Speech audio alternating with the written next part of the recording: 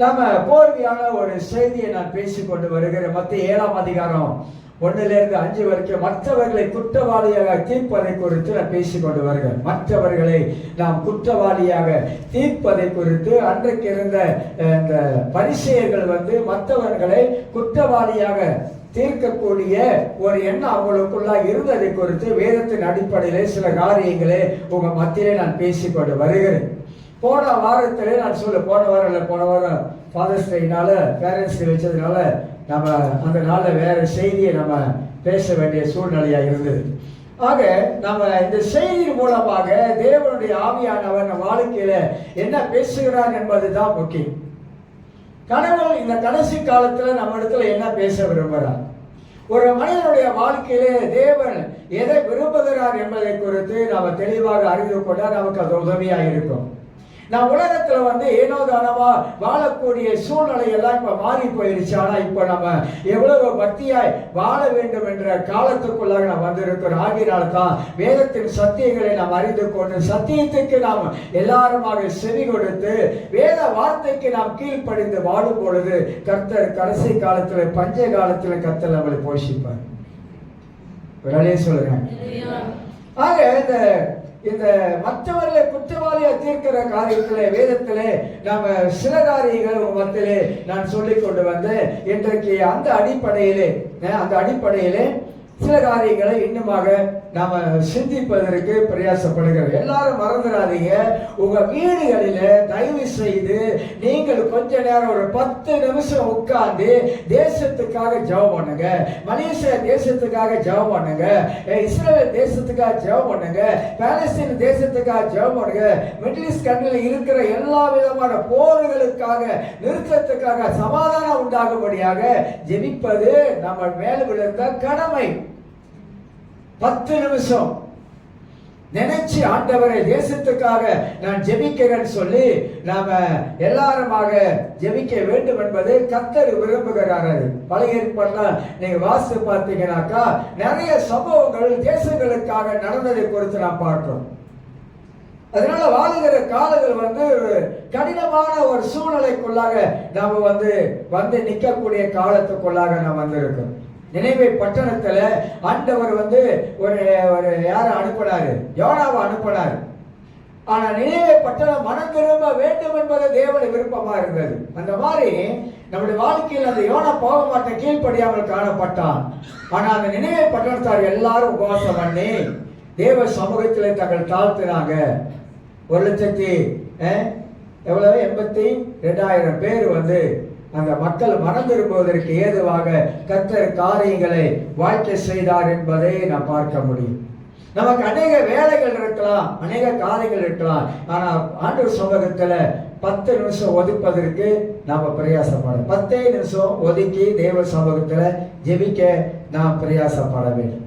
இன்றைக்கு போன முதல் வார்த்தை சொல்லும் பொழுது, அதாவது ஒருத்தி வழி தவறி போகும் பொழுது நாம் என்ன செய்ய வேண்டும், அதுதான் இன்னைக்கு நான் பார்க்க போறோம். அதாவது கலாத்தியர் 6ஆம் அதிகாரத்துல 1ஆம் வசனத்துல ஒருவன் வழி தவறி போய்விட்டான். வழி தவறி போனவனை எப்படி நாம் ஆதாயப்படுத்துவது, அவனை எப்படி அவங்கிட்ட அணுகுவது, அவனோடு என்ன காரியத்தை பேசுவது, அது அங்கீகாரம் சொல்லும் பொழுது அவர்களை நாம ஒதுக்கி விடலாமா அப்படின்னு கேள்வி கேட்டேன். அந்த மாதிரி ஆட்களை ஒதுக்கி விடலாமா, ஒதுக்கி விடக்கூடாது. அப்புறம் நான் இன்னொரு கேள்வி அதில் கேட்டேன், அவர்களிடமிருந்து நாம் விலகிக் கொள்ளலாமா அப்படின்னு கேட்டேன். அப்படின்னு அவரிடத்துல நம்ம விலகிக் கொள்ளக்கூடாது.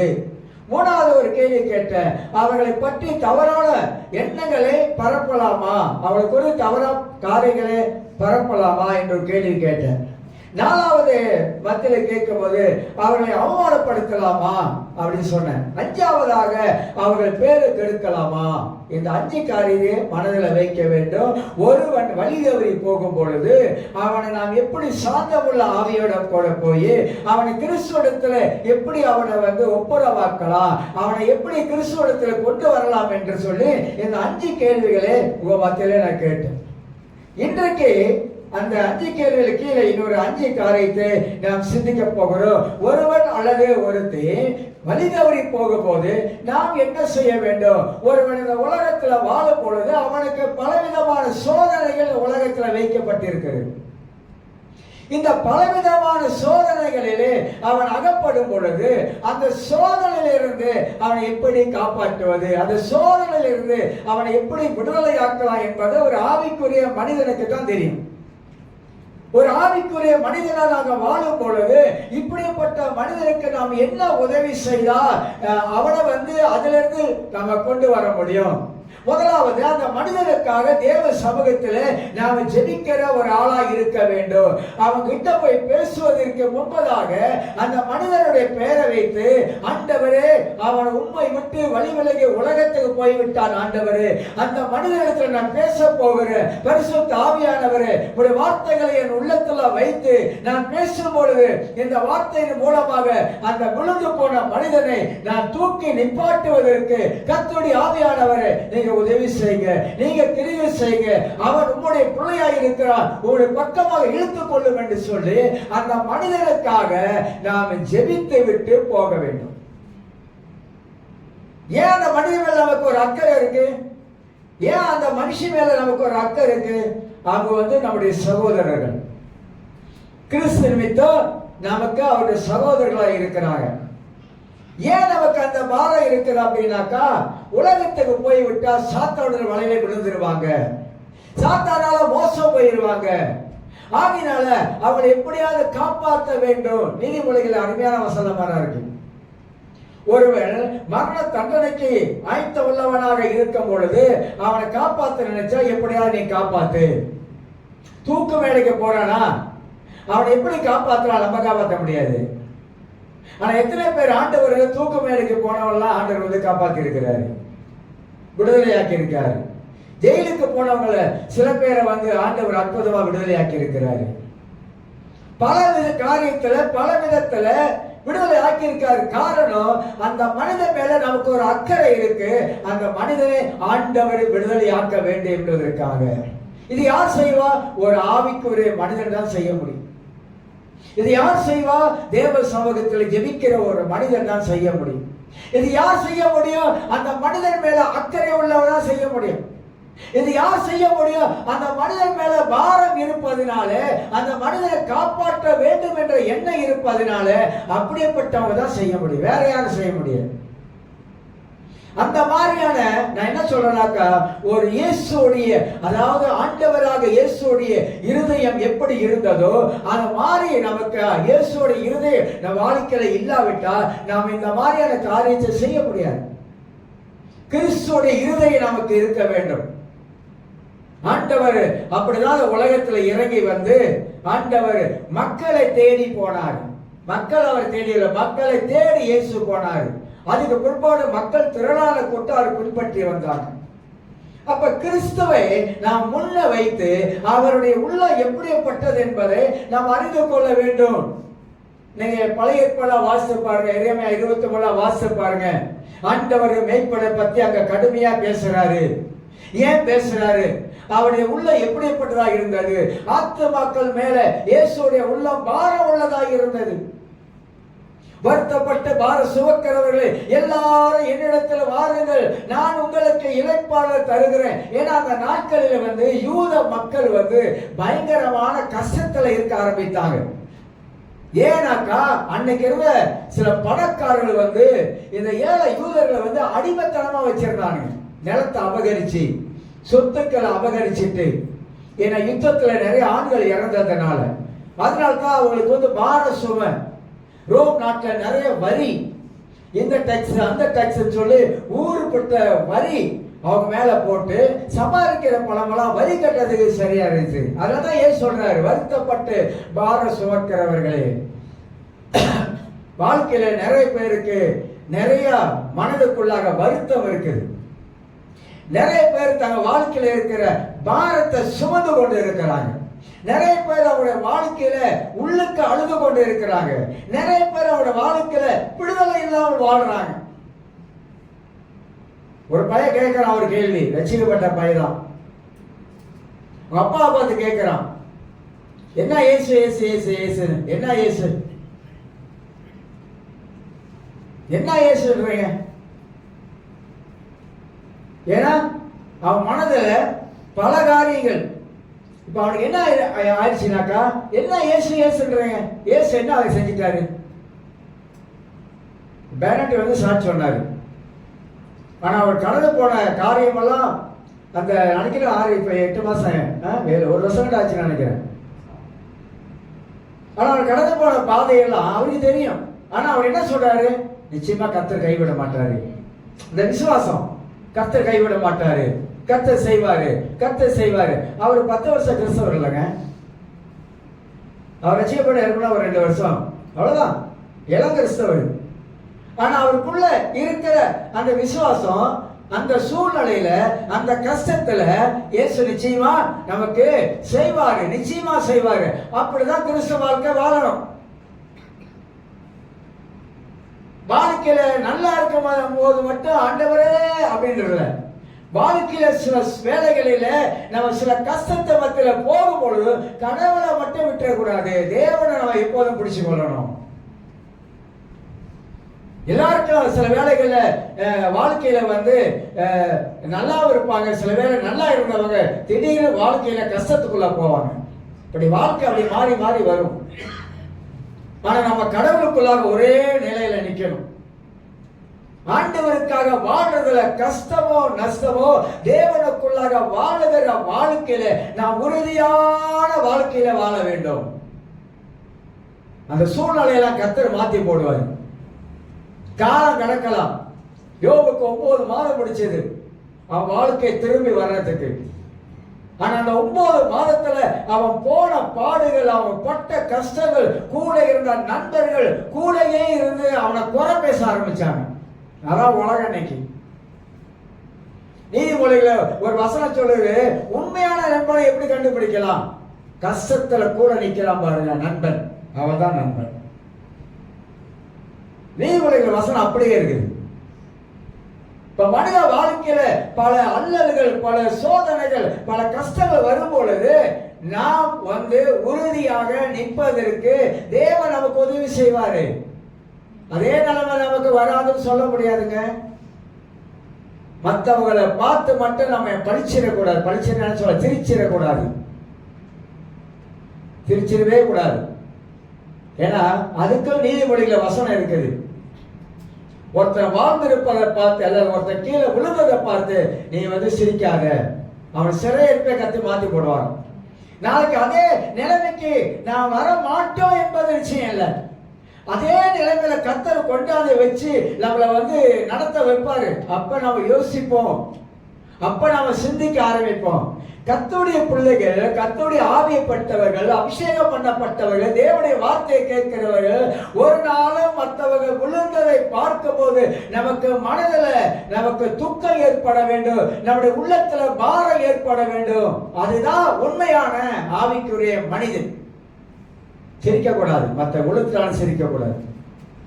நிறைய வசனங்கள் வந்து நீதிமொழிகள்ல இருப்பதை காணப்படுகிறது. அதனால நாம் என்ன சொல்ல வரனா, வழிதேடி போகும் பொழுது நாம் என்ன செய்ய வேண்டும்?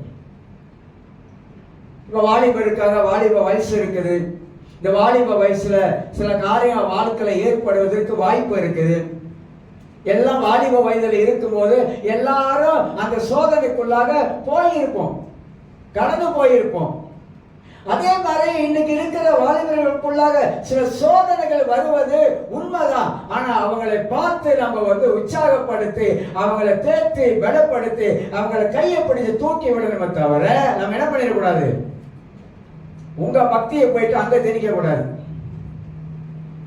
ரொம்ப பேர் அந்த ஆவிக்குரிய மெச்சூரிட்டி இல்லை, அவங்க நிலைமையை சிந்திக்க மாட்டாங்க, அவங்க என்ன நிலைமையில கடந்து போறாங்க அதை யோசிக்க மாட்டாங்க, அவங்களுக்கு எப்படி உதவி செய்யலாம் அப்படி யோசிக்க மாட்டாங்க, அவங்களை எப்படி காப்பாற்றலாம் அப்படிலாம் யோசிக்க மாட்டாங்க.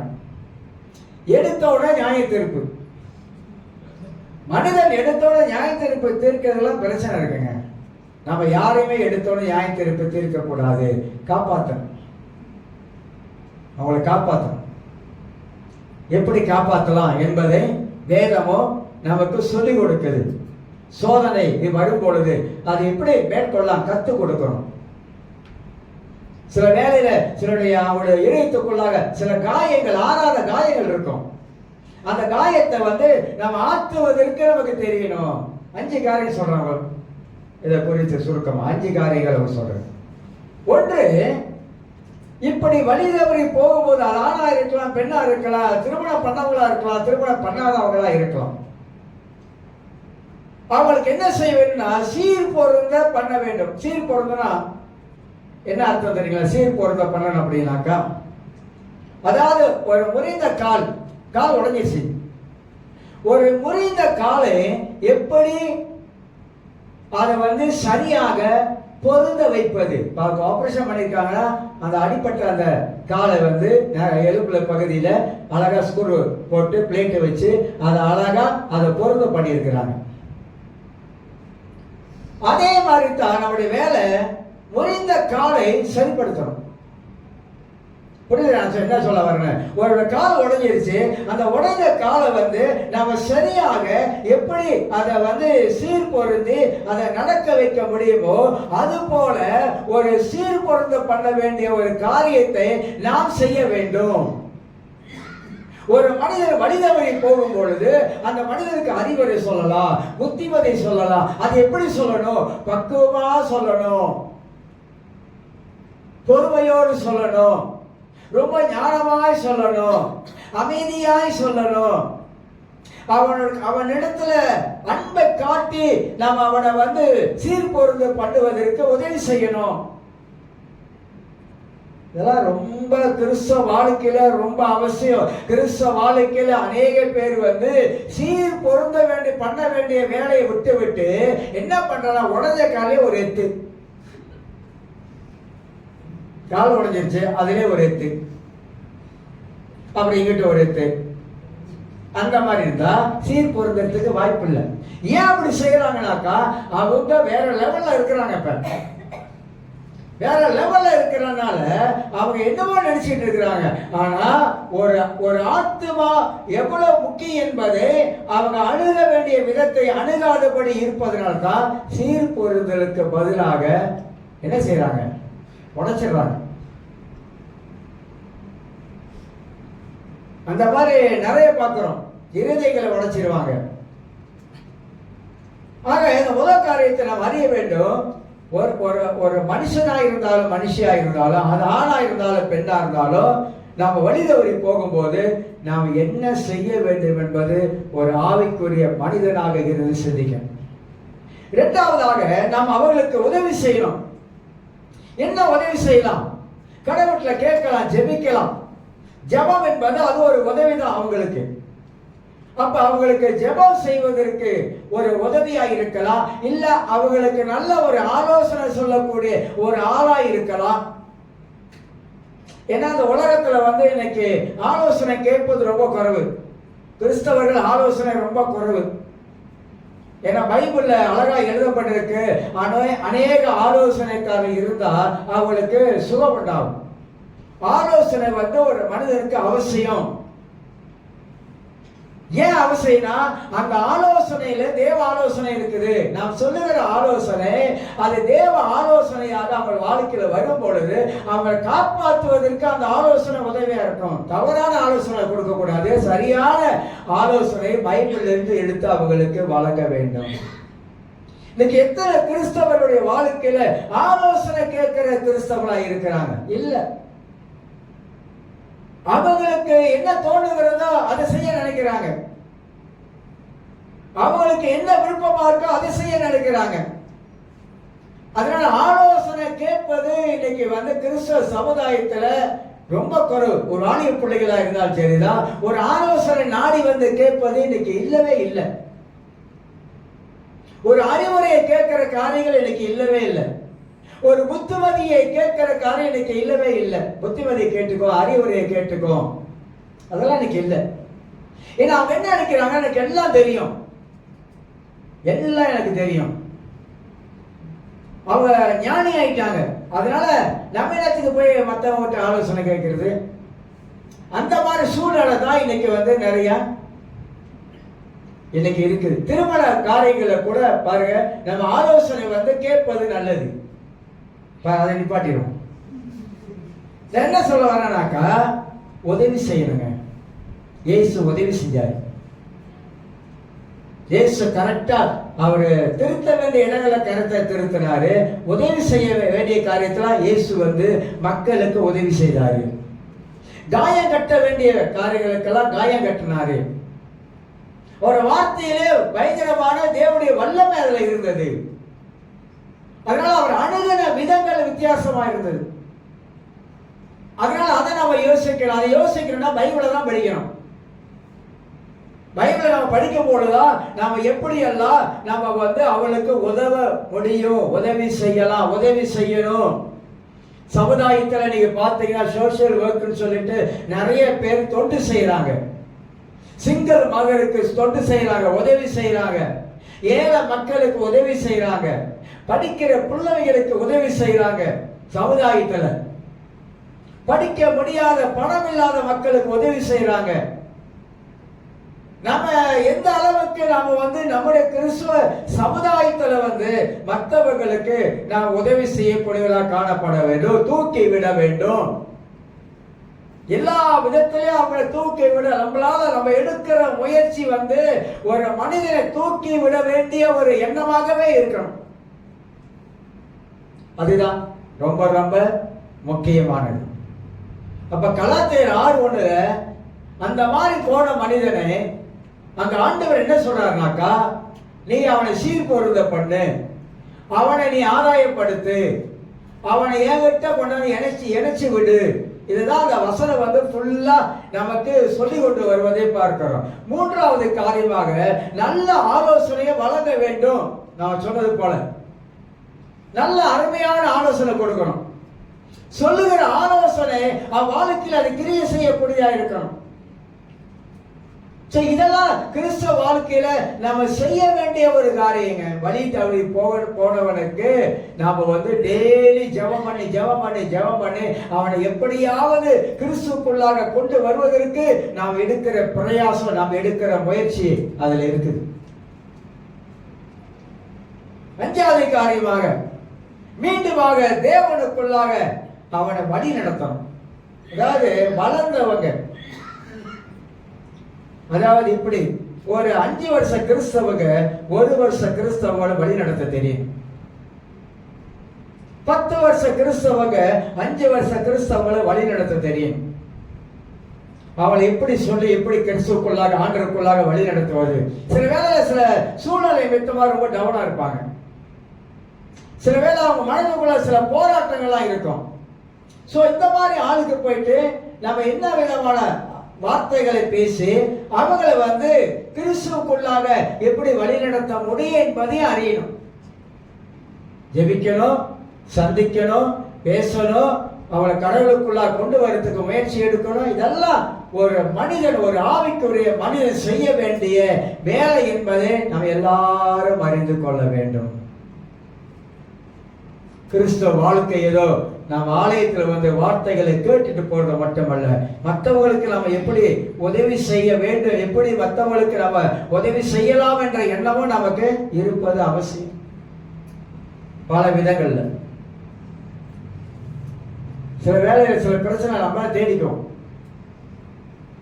நம்மளா தேடிக்கிட்டு கடைசியா வந்து ரொம்ப வருத்தப்படும்.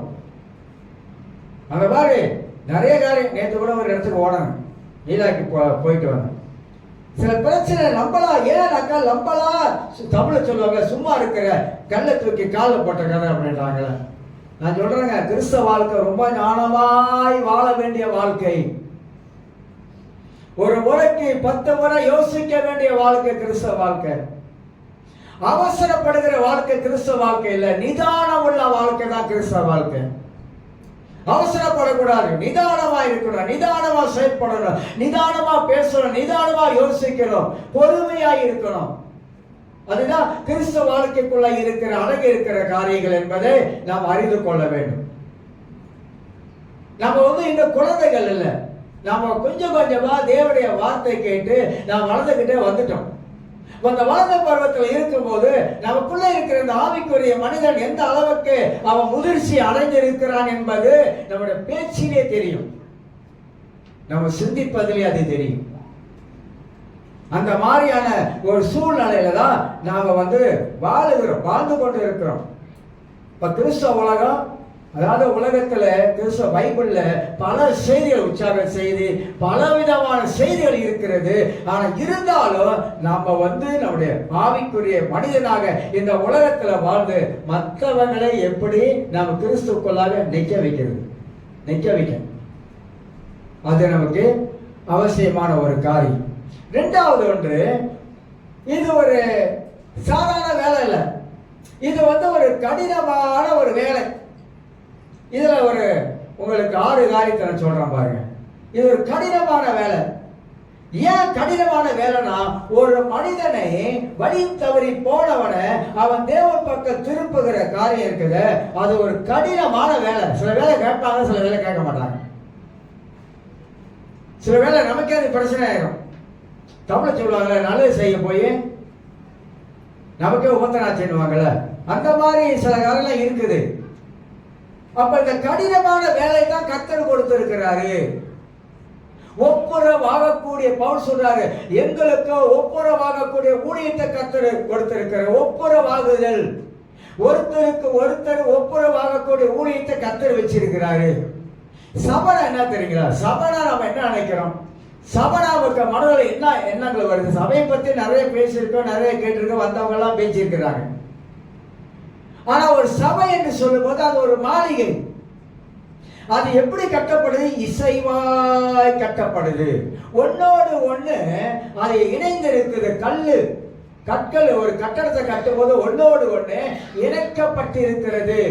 நீங்களும் நானும் ஒன்னோடு ஒண்ணு இணைக்கப்பட்டவர்கள். அதுல தான் ஒப்புரவாகக்கூடிய ஒரு காரியம் உள்ள இருக்குது. அந்த ஒப்புரவாகுதல் நமக்கு முக்கியம். ஒப்புரவானாதான் ஐக்கியம் உண்டாகும். ஒப்புரவாகலன்னா ஐக்கியம் வராது. ஐக்கியம் எப்படி வருது? ஒப்புரவாகக்கூடிய ஊழியத்தின் மூலமாகத்தான் ஐக்கியம் உண்டாகுது. ஐக்கியத்துல என்ன இருக்குது? ஐக்கியத்துல சௌக்கியம் இருக்குது. புரியுது? ஐக்கியத்துல என்ன இருக்குது? சௌக்கியம். சௌக்கியம்னா ஆரோக்கியம். ஐக்கியத்தில் என்ன இருக்கு? பலன் இருக்குது. ஐக்கியத்தில் என்ன இருக்குது? சாத்தான தலைவரிக்க ஓடிடும். ஐக்கியத்தில் என்ன இருக்கு? ஆசீர்வாதம் இருக்குது. ஐக்கியத்தில் என்ன இருக்கு? மகிழ்ச்சி இருக்குது. ஐக்கியம் ரொம்ப முக்கியம். ஒருத்தரோடு ஒருத்தர் நாம் ஐக்கியப்படுவது அவ்வளவு அவசியம் என்பதை நாம் அறிந்து கொள்ள வேண்டும். கடினமான வேலை, சாதாரண வேலை இல்லை. ஒரு சமயம் ஜிஹெச்ல கொஞ்சம் வருஷத்துக்கு முன்ன ஒரு சகோதரி பார்க்க போனேன். எங்க? பைத்தியக்கார ஹாஸ்பிட்டல உள்ளுக்க. அன்னைக்குதான் முறை அதுக்குள்ள நான் நுழையிறேன். ஏன்னா அந்த புள்ள காதல்ல தோல்வி அடைந்து அவன் ஒருத்தன் காதல் பண்ணி 8 வருஷமா காதல் பண்ணி இந்த பிள்ளையோட சம்பாத்தியத்தை பூரா உருவிட்டான். நிறைய பேர் அப்படி இருக்காங்க தெரியுங்களா? ரொம்ப கவனம். சம்பாத்தியத்தெல்லாம் உருவி அவரோட வீட்டையே கட்டிட்டு அப்புறம் வேற ஒரு கல்யாணம் பண்ணி போயிட்டான். அந்த பிள்ளை இது கதை இல்லை, நடந்த சம்பவம். நான் நேரா டீல் பண்ண காரியம். பிள்ளை அதே நினைச்சு மென்டல் ஆயிடுச்சு. ஹாஸ்பிட்டல் உள்ள போறேன். ஒரு டேபிள் நீட்டு இந்த பிள்ளை அங்கே உட்காந்துருக்க. அப்படி டேபிள்ல என்ன இங்கே உட்கார வச்சுதான் ஒரு தள்ளி பேசுனா கேட்குற அளவுக்கு. இங்கேருந்து நான் பேசுறேன், அது வாய் தரவே பேச மாட்டேது. கண்ணில் மட்டும் தண்ணி மாலையா ஊத்துது. பேசவே இல்லை. அப்படி இப்படின்னு ரொம்ப அழகா கொஞ்சம் பேசி அந்த ஹாஸ்பிட்டலேருந்து வெளியாக்கி அதை கொண்டு போய் கிளைங்கில், அப்போ காலஞ்சென்ற மருத்துவர் டாக்டர் பிஎன் சாமிடேஸ் இருந்தார். அவர் வீட்டில் கூப்பிட்டு 2 மாதம் அங்கே இருந்து அங்கிட்டு அந்த பிள்ளை சரியானுச்சு. ஏன்? காதலில் அவன் ஏமாத்திட்டான். அதே நினைச்சு என்ன ஆயிடுச்சு? இதெல்லாம் பிசாசுடைய, அதாவது என்ன சொல்றது, எப்படி சொன்ன இது புரியும். அதுல கடந்து போனவங்களுக்கு தான் தெரியும். இப்ப வாயில சொல்றதெல்லாம் நமக்கு அந்த அளவுக்கு விளங்காது பாருங்க. நம்ம நினைக்கலாம் இல்ல இந்த பஸ் இன்னொரு பஸ் புரியுதுங்க, இந்த பஸ்ல இன்னொரு பஸ் இருக்கு, ஏன் அந்த பஸ்ஸே நினைச்சு ஏன் கவலைப்பட்டிருக்கு இன்னொரு பஸ் அப்படின்னு நம்ம சொல்லுவோம், ஈஸியா சொல்லிடுவோம். இது மனது சம்பந்தப்பட்டது. என்ன சம்பந்தம்? மனது சம்பந்தப்பட்டது. அது நமக்கு புரியாது. அப்ப இதை யோசிக்கணும். மனது சம்பந்தப்பட்டது எந்த அளவுக்கு அதை ஒரு மனிதனை பாதிக்கும், எந்த அளவுக்கு அது மனதில் அதை கிரியை செய்ய ஆரம்பிக்கும். நீ என்ன காதல் பண்ற, நீ என்ன காதல் பண்ற, நீ என்ன காதல் பண்ற அப்படிலாம் சொல்லுவாங்க. நிறைய பேர் சொல்லுவாங்க. காதல் என்பது ஒரு புனிதம். அதை காமமா எடுத்துக்கிட்டா எடுத்துக்கிற வேண்டியதான். அது புனிதம். காதல் என்று வார்த்தை அது கெட்ட வார்த்தை தெரியுமா? நீ எப்படி காதல் காதல் காதல் காதல் எப்படி சொல்லிக்கிட்டு இருக்கலாம்? கெட்ட வார்த்தை அது. கெட்ட வார்த்தை இல்லைங்க, நல்ல தமிழ் அது. தினகரையாவே ஆண்டரை பார்த்து காதல்னு பாட்டு படிக்கிறாரு, பாட்டு இருக்குது. அந்த மாதிரி சில வேலைகள்ல நம்ம ஒரு ஆவிக்குரிய மனிதனாக இருக்கும் போது இந்த மாதிரி காரியத்தெல்லாம் நம்ம அவசரப்படக்கூடாதுன்னு சொல்ல வரேன். இதை எப்படி நம்ம டீல் பண்ணலாம், எப்படி இந்த காயத்தை கட்டலாம், இதை எப்படி அவங்க மனதுக்குள்ளாக நம்ம பதிய வைக்கிறது ரொம்ப கஷ்டமான வேலை, ரொம்ப கஷ்டம். அதுக்கு நல்ல ஆண்டவர் சமூகத்துல ஜெபம் பண்ணிட்டு நம்ம போக ஆரம்பித்தாதான் கர்த்தர் உதவி செய்வார். நம்முடைய மாம்ச பலத்துல, மாம்ச யோசனையில, ஞானத்துல நடக்காத காரியம். எத்தனை பேர் நம்ம காப்பாத்தி இருக்கிறோம் நம்முடைய வாழ்க்கையில? ரட்சிக்கப்பட்ட நாள்ல இருந்து எத்தனை பேரை மற்றவங்களை இப்படி காப்பாத்தி இருக்கிறோம்? எத்தனை பேர் மற்றவங்களுக்கு வசனத்திலிருந்து எடுத்து அவங்களுக்காக ஜெபம் பண்ணி அவங்களை விடுதலையாக்கி இருக்கிறோம்? அதெல்லாம் இல்ல. அதனால தான் கலாத்தியர் 6:1 சொல்றாரு, இப்படிப்பட்டவனை நீங்க எப்படி போகணும், எப்படி சீர் பொருத்தணும், என்ன வார்த்தைகளை பயன்படுத்துறோம். ஒரு சின்ன வார்த்தை கூட அவங்க மனதில் பாதிக்கப்படாத அளவுக்கு பேசணும். இதெல்லாம் வாழ்க்கையில கடினமான கஷ்டமான ஒரு வேலை இது. ஏன்னா அந்த மாதிரி சூழ்நிலையில் இருக்கிறவங்களுக்கு என்ன பேசணும் தெரியாது, நமக்கே தெரியாது. ஒரு நாள் யார் எங்கெல்லாம் சொல்ல மாட்டான், எல்லாம் அழகா யாரா இருக்கும் அப்படின்லாம் நீங்க யோசிப்பீங்க. அதனால்தான் நான் பொடி வச்சு பேசுறது. பொடினா தெரியுமா உங்களுக்கு? நான் பேசுறது யாருக்கு பேசுறதுன்னு உங்களுக்கு தெரியாது. ஒரு மனுஷி அழுகுறாங்க அழுகுறாங்க, அப்படி அழுகுறாங்க. யாரா இருக்கும்? மனசுல ஓடுறது யாரா இருக்கும்? இங்க உள்ளவங்க இல்லவே இல்லை. போதுமா? அப்புறம் வெளியில யாரா இருக்கும்? யாரும் கிடையாது. இப்படி அழுகுறாங்க. நான் என்ன சொல்லி பண்ணிருக்கீங்க? ஒண்ணுமே சொல்லல. ஏன் ஒண்ணு சொல்லலன்னா அவங்க மன வேதனையை கொட்டுறாங்க. நான் அப்படியே உட்கார்ந்து கேட்டுக்கிட்டே இருந்தேன். அவங்க மனதுக்குள்ள என்ன வேதனை இருந்தா அப்படி அழுது இருப்பாங்க. அவங்க மனதுக்குள்ள எப்படிப்பட்ட ஒரு வேதனை உள்ள இருக்குன்னாக்கா அவங்க அப்படி கண்ணீர் விடுவாங்க என்பதை நான் அப்படியே உட்கார்ந்து கேட்டுக்கிட்டே இருந்துட்டு ஒரே ஒரு வார்த்தை, ஜெபிக்கலாம் சார், ஜெபிப்போம். ஏன்னா சொல்லுவதற்கு வார்த்தை இல்லை. என்ன சொன்னா அவளை கேட்டபடிய வார்த்தை இல்லை. ஏன்னா அந்த சூழ்நிலையில நீங்க கடவுளை இயேசுவை இறங்கி பேசினா கூட அங்க அந்த அந்த சூழ்நிலையில அது என்ன ஆகுது? அதுக்கு என்ன செய்யணும்? எல்லாத்தையும் கேட்டுட்டு ஜெபம் பண்ணணும். பாரத்தோடு அந்த ஜெபத்துல அடிக்கிட்டே போயிடும். அவன் மனசுல இருக்கிறது, கடந்து போறது, இந்த சூழ்நிலைகள் எவ்வளவு வேதனையா இருக்கும். இதெல்லாம் அந்த ஜெபத்துல அடுக்கி, இயேசுவே இவங்களுக்கு நீங்க தான் உதவி செய்யணும். சில வேளைகள்ல சில கடந்து போகிற சில பாதையில போகும் பொழுது நம்ம ஒண்ணுமே பேச முடியாத நிலைமையில உட்கார்ந்து நின்றுவோம். பேச முடியாது, அவங்கள ஆறுதல்படுத்த முடியாது, அவங்களுக்கு ஒரு பலப்படுத்த முடியாது. ஏன் சொல்றேன்னாக்கா அவங்க அந்த மாதிரியான நிலையில தள்ளப்பட்டிருக்கிறாங்க. அதுக்கு தான் சொல்றேன், ஆண்டு சமூகத்துல அந்த மாதிரி ஆளுக்காக ஜெபிக்கும் பொழுது கர்த்தர் அவனுடைய இதயத்துக்குள்ளாக கிரியை செய்வார். எல்லாரும் அறிந்து கொள்ளுங்க, ஊழியம் என்பது கச்சாமுத்தல்ல. பேர்ல வைக்கிறாங்க கச்சாமுத்தை, அது இல்லை. ஊழியம் என்பது அது பாரம் நிறைந்தது. சில வேளையில நமக்கு தூக்கம் வர்றது கூட அது கஷ்டமாயிடும். அதை நினைக்கும் போது நமக்கு தூக்கம் கட்டாயிரும். போய் ஜெபிக்க சொல்லும். சின்னாங்க இல்லைங்க, ஒவ்வொருத்தவங்க கடந்து போறது சாதாரண காரியம் இல்லை, கஷ்டமான காரியங்கள். அது நம்ம உள்ளுக்கு அப்படியே போயிட்டு அவங்களுடைய நிலைமையில நம்மள ஒரு ஆளா நின்று பார்த்தோமா தான் நமக்கு விளங்காது. அப்ப இந்த மனுஷி அந்த மாதிரியான சூழலை போகும் பொழுது கர்த்தர் அவங்களுக்கு உதவி செஞ்சார். அதுக்கு பிற்பாடு கல்யாணம் பண்ணி நல்லா இருக்கிறாங்க. அந்த மாதிரி எத்தனையோ. இப்பெல்லாம் ரொம்ப கவனமா இருங்க. இப்ப தமிழ் சமுதாயம் எப்படி ஆச்சு தெரியுங்களா? மகன் அம்மாவை சாவடிச்சிடறான். மலேசியாவில், நான் அமெரிக்கா லண்டன்ல சொல்ல, மலேசியாவில் மகன் அம்மாவை சாவடிச்சிடறான். கணவன் மனைவியை முடிச்சிட்டான், கதை வெட்டியே சாவடிச்சிடறான். மனைவி 4 பேரை வச்சு புருஷனை சாவடிச்சிருது.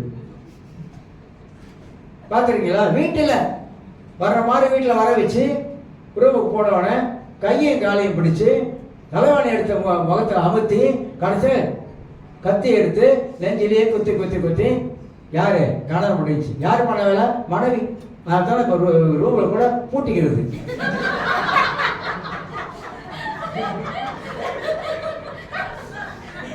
பயமா இருக்குது. இப்ப வர வர பெருசா உலகத்துல இப்ப ஒரு நாட்டுக்கு சொல்றேன், நான் என்ன சொல்றேன் உண்மையா போட்டிட்டு தான் படுத்துறது. வீட்டுல கேட்பாங்க, ஏன் இப்பெல்லாம் பூட்டிடுறீங்க அப்படின்னு. இல்ல பூட்டியே இருக்கட்டும். எந்த நேரத்துல என்ன நடக்குன்னு தெரியாம போச்சுங்க. இப்ப இந்த மலேசியால செய்தியில வருது, பயங்கரமா செய்தியில வருது. ஏன்னா அந்த மாதிரியான நம்பிக்கை துரோகம், நம்பிக்கை இழப்பு வந்துருச்சு. தமிழ் சமுதாயத்துல தான் இந்த பயங்கரமான வெட்டு கொத்து கொலை இதெல்லாம் பண்ணிக்க நடக்க ஆரம்பிக்குதுங்க. மனிதன் இன்னைக்கு மனிதனாக வாழ்வதற்கு பதிலாக மனிதன் இன்னைக்கு மிருகமாக மாற ஆரம்பிச்சிட்டான். மனித வாழ்க்கை இன்னது என்பது மனிதன் உணராம போயிட்டான். மனிதன் எப்படி இந்த உலகத்துல வாழ வேண்டும் என்று கர்த்தர் மனிதனை உண்டாக்கினாரோ, மனிதனை உண்டாக்கின ஆண்டவருக்கே மனிதன் துரோகம் செய்ய ஆரம்பிச்சிட்டான். தேவன் மனிதனை நேசித்தாரு, ஆனா மனிதன் கடவுளை வெறுக்க ஆரம்பிச்சிட்டான். மனிதனுக்காக ஆண்டவர் எல்லாத்தையும் உண்டாக்கி அவன் கையில கொடுத்தாரு, ஆனா மனிதனும் சாத்தான் கையில வித்துட்டான். எல்லாமே சீர்கட்டு போச்சு, சீர்குலைஞ்சு போச்சு. குடும்பங்கள் சீர்குலைஞ்சு போச்சு. கணவன் மனைவி வாழ்க்கையில அன்பு இல்லாம போச்சு, ஒற்றுமை இல்லாம போச்சு, ஐக்கியம் இல்லாம போயிடுச்சு. எல்லாமே இன்னைக்கு பிசாசு குறைச்சு போட்டுக்கிட்டு இருக்காங்க. வருத்தமா இருக்கு. வாழ வேண்டியவர்கள் வாழ முடியாம போயிட்டாங்க. இதெல்லாம் இந்த உலகத்துல சாத்தான் செய்யக்கூடிய வேலை. அதனால்தான் நம்ம ரொம்ப கவனமாக நம்ம இருக்குவது அவசியம். சிலர் பாருங்க, உணர்வு ரீதியில பாதிக்கப்பட்டிருப்பாங்க. உணர்வு ரீதியில ஃபீலிங்ஸ் ரொம்ப முக்கியம் இல்லை ஒவ்வொரு மனுஷனுக்கும். எனக்கு உணர்வே இல்லைன்னா வேற கதை தான். எல்லாருக்கும் ஒரு உணர்வு இருக்குது. எல்லாரும் உணர்வு ரீதியில தான் நம்ம எல்லாரும் வாழுகிறோம். அதே பாதிக்கப்படுது. உணர்வு பாதிக்கப்பட நம்மளோட மனநிலைமையே பாதிக்கப்படுது. சிலர் பாருங்க சாப்பிட மாட்டாங்க.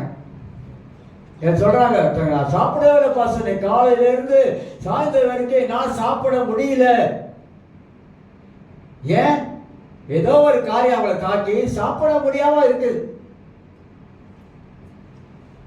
இதெல்லாம் ஒரு மனிதனுக்குள்ளாக பாதிக்கப்படுகிற ஒரு காரியம். நான் சொல்றேன், அக்கறையா விசாரிங்க. தனக்கு வந்தது போல விசாரிங்க.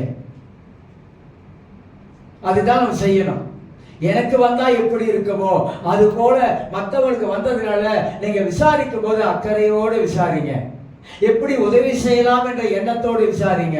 என்ன செஞ்சா இவங்களை கடவுள்கிட்ட ஒப்படைக்க முடியும், கடவுளை ஆண்டவர் இவங்களை எப்படி காப்பாற்ற முடியும், அந்த மாதிரி ஒரு எண்ணத்தோடு போங்க. உதவி செய்வோம். ஒருத்தருக்கு ஒருத்தர் நம்ம உதவி செய்யக்கூடிய ஆட்களா இருக்க வேண்டும். சில சமயங்கள்ல சிலர் சில காரியம் செஞ்சதுனால சமைக்க வர்றது கூட வெட்கப்படுவாங்க. அவர்கிட்ட சொல்லணும், ஏன்னா ஊர்ல தெரிஞ்சிச்சோ அப்படின்னு நினைப்பாங்க. இல்ல இல்ல, அதனால்தாங்க நீதிமொழிகளை படிங்க. குற்றத்தை மறைக்கிறவன் என்னதான்? நீதிமொழிகள் 17ஆம் அதிகாரத்தை திருப்புங்க, சொல்லி முடிப்போம். முடிச்சிடும். நீதிமொழிகள் 17ஆம் அதிகாரம். ரொம்ப அருமையான வார்த்தைகள். இதெல்லாம் நம்ம படிச்சு சிந்திக்கணும், படிச்சு யோசிக்கணும், படிச்சு மனதில் நம்ம பதிய வைக்கணும். அதுதான் நல்லது. 9ஆம் வசனம், குற்றத்தை மூடுகிறவன் சிநேகத்தை நாடுகிறான். சிநேகம் தப்பு பண்ணிட்டானா? ஒரு ஆள் உங்களோட நிறைய இருக்கிறவங்க தப்பு பண்ணிட்டாங்களா? அந்த கப்பை உங்களோட வச்சு நீங்க என்ன செய்யணும்? அவங்களை புத்திமதி ஆறுதல் சொல்லி அவங்களை பலப்படுத்தி அந்த தப்பை என்ன பண்ணக்கூடாது? கேட்டதை சொல்கிறவர் பிராண சிநேகனை பிரித்து விடுகிறான். உயிர் நண்பன் நகைமை சதயமாக இருந்துட்டீங்க, அவர் தப்பு பண்ணிட்டாங்க, உங்ககிட்ட மனம் விட்டு சொல்றான் நெருங்கிய நண்பனா இருக்கிற அந்த சொன்ன அந்த ரகசியத்தை போய் நீங்க மத்தவங்கிட்ட அப்படியே சொல்லிட்டு போறீங்கல்ல. சில சொல்லுவாங்க பார்த்தீங்களா, உங்ககிட்ட மட்டும் சொல்றேன், வேற யாருக்கிட்டையும் சொல்லல. அங்கதான் ஆபத்தே இருக்குது. அதே ஆளு போய் இன்னொரு போய் உங்ககிட்ட மட்டும் சொல்றேன், வேற யாருக்கிட்டுமே நான் சொல்லல. அவன் 3ஆவது ஆட்டு உங்ககிட்ட மட்டும் தான் சொல்றேன், வேற யாருக்கிட்ட யாருமே சொல்லல. இப்படி 10 பேர் சொல்லியிருப்பாங்க. என்ன தப்பு பண்ணிட்டோம் தெரியுமா? சொன்னத எத்தனை பேர் சொல்லிட்டோம்? அதாவது குற்றத்தை கேட்டதை சொல்கிறவன் அவன் கைப்பட்டா அந்த நண்பன் உடைய உறவு இருந்துச்சுல பிரிஞ்சிருச்சு.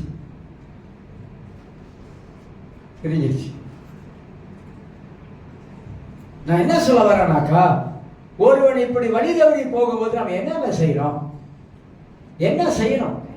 என்ன செஞ்சுக்கிட்டு இருக்கோம்? அவனை காப்பாற்ற நினைக்கிறோமா? அவனை விடுதலையாக்க நினைக்கிறோமா? அவனை தூக்கி விட நினைக்கிறோமா? என்ன நம்ம செய்யறோம் என்பதுதான் இங்க முக்கியமானது. அவங்கிட்ட போகும்போது இன்னொரு காரியம் சொல்லுகிறேன், நல்ல வார்த்தைகளை அதிகமாக பேசணும், வேற எதுவும் பேசக்கூடாது. நல்ல வார்த்தைகள் அதிகமாக பேசலாம் அந்த மனுஷனிடத்தில். தொடர்ந்து அவருடைய வாழ்க்கையில நம்ம உற்சாகப்படுத்தி கொண்டே வரணும். மீண்டுமாக அந்த மனிதன் அந்த மனுஷியா இருந்தாலும் கிறிஸ்துவோட ஐக்கியத்துக்குள்ள கொண்டு வருவதற்கு நம்மளால முடிந்த பிரயாசத்தை நம்ம ஏறெடுக்கணும். நம்மளால முடிஞ்சதை எப்படியாவது இப்படிப்பட்ட விழுந்து போயிருக்கிற மனிதனுக்கு நம்ம செய்ய வேண்டிய காரியம் எல்லாம் பைபிள் அந்த அளவுக்கு நமக்கு எடுத்து காட்டுகிறது. எத்தனை பேருக்கு அப்படி உதவி செஞ்சிருப்போம்? கொஞ்சம் மனசுல போய் கேள்விக்குரிய கொஞ்சம் போட்டு பாருங்க. எத்தனை பேருக்கு உதவி செஞ்சிருப்போம்? எத்தனை பேருக்கு உதவி செய்யாமல் நம்ம போயிருப்போம்? எத்தனை பேரை பார்த்தோம் கண்டு காணாமல் போயிருப்போம்? எத்தனை பேருக்கு ஒன்று செய்யறதோட சும்மா இருக்கலாம் அப்படின்னு போயிருப்போம்? செய்யாதீங்க. பாவம். என்ன பாவம்? அவங்க ஏதோ ஒரு சூழ்நிலையில தள்ளப்பட்டுட்டாங்க. அதிலிருந்து கொண்டு வந்தாங்க. அதிலிருந்து கொண்டு வர விடாம ஜெபிக்கணும். இதுதான் ஒரு மனிதன் 6ஆம் அதிகாரத்துல, கலாத்தியர் 6ஆம் அதிகாரத்துல 1ல ஒருவன் இந்த மாதிரி குற்றத்தில் அகப்பட்டா நம்ம என்ன செய்யணும்? இந்த சொல்லப்பட்ட அத்தனை காலத்துல மனதில் வச்சுட்டு அவனை ஆதாயப்படுத்த வேண்டிய எண்ணமே நமக்குள்ள இருக்கக்கூடும் என்றால் அவன் எப்பேற்பட்ட படுகொலையில விழுந்தா கூட நம்மளால தூக்க முடியும், தூக்கி நிப்பாட்ட முடியும், அவனை மீண்டுமாக கடவுளுக்குள்ளாக வழிநடத்த முடியும். இன்னைக்கு இல்ல என்னைக்காவது ஒரு நாள் அவன் மனதில் யோசிப்பான், அவன் சிந்திக்க ஆரம்பிப்பான். அதனால எனக்கு அருமையானவர்களே, நாம் எல்லாரும் ஆவிக்குரிய மனிதர், ஆவிக்குரிய வாழ்க்கையை வாழுகிறோம், ஆவிக்குரிய தேவனுடைய வார்த்தைகளை படிக்கிறோம். ஆனா அதை நடைமுறையில வாழ்ந்து காட்டினாதான் அந்த ஆவிக்குரிய வாழ்க்கையாக அது காணப்படும். எல்லாரும் எழுந்திருக்கும். ஸ்தோத்திரம் ஆண்டவரே.